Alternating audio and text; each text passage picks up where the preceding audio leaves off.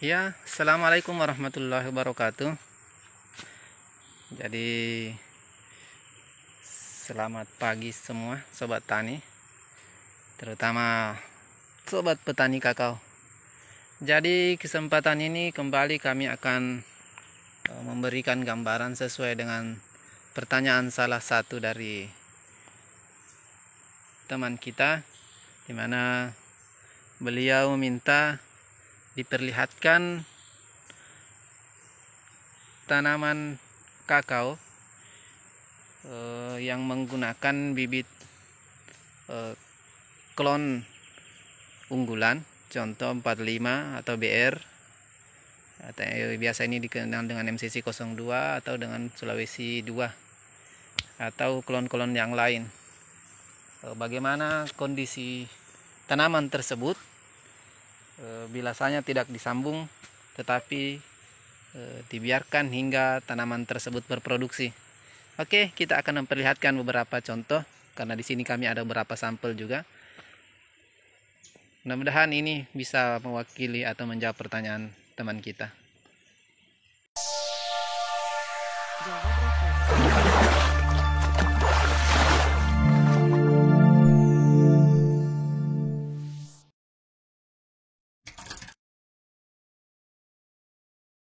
Buah daripada klon kakao unggulan ini kita tanam dan biarkan tanpa okulasi.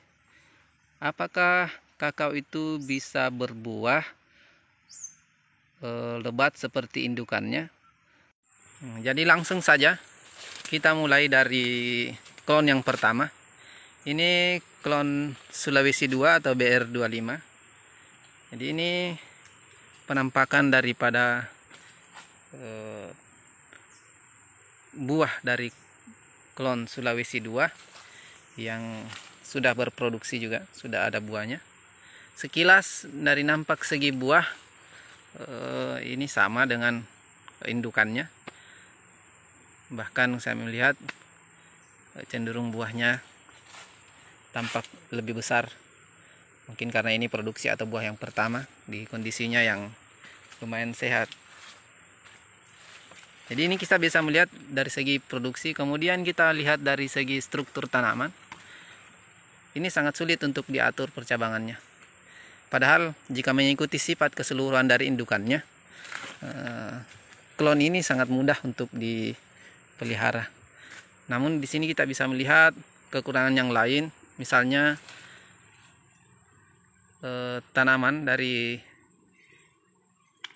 kakao ini, terutama pada bagian cabang dan daunnya, ini sangat rentan oleh serangan hama, sehingga perkembangannya sedikit berbeda dengan tanaman yang sudah disambung. Kami kurang paham, tapi yang pastinya sepertinya sifatnya berubah, terutama dari segi bentuk daripada cabang maupun daun. Kita bisa melihat di sini daun berkelombolan yang tidak teratur, tidak memperlihatkan sifat daripada ciri khas klon Sulawesi 2. Nah, ini satu gambaran untuk klon Sulawesi 2. Untuk klon selanjutnya MCC 02. Di sini ada satu pohon namun belum berproduksi. Jadi kita akan coba mencari yang lain. Dari segi struktur fisik dengan perkembangan cabang itu sama dan menyerupai klon indukannya. Namun kami akan memperlihatkan bagaimana yang sudah berproduksi. Ya, dan inilah pohon dari klon MCC 02 atau klon 45 yang telah berbuah atau berproduksi. Ini kebetulan di akhir musim, jadi buahnya tinggal ada beberapa biji atau beberapa buah karena sudah dipanen. Namun hasil yang kita lihat di sini, buahnya itu sedikit berbeda dengan indukan yang biasa kita ambil entrisnya.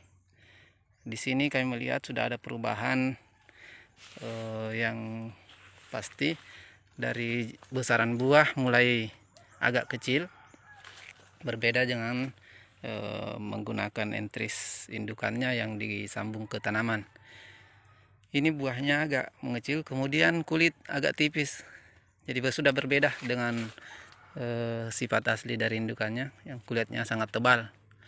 Kemudian masalah biji masih normal, masih panjang dan besar. Meskipun buahnya agak kecil, namun perbedaannya di sini kulitnya yang tipis sehingga isi tetap besar. Itu untuk dari segi buah. Kemudian untuk dari segi pertumbuhan percabangan dan batang, ini kami melihat sih masih normal. Maksudnya kekuatan daripada pohonnya sangat kokoh. Jadi besar kemungkinan jika kita ingin merubah kakao ini menggunakan klon indukan yang aslinya yang memiliki produktivitas buah yang sangat besar dan tebal, seperti contoh yang di depan ini ada produksinya sangat besar. Nah, itu tinggal kita melakukan sambung sisip samping. Jadi kebetulan yang kami miliki ada 3 klon sebenarnya.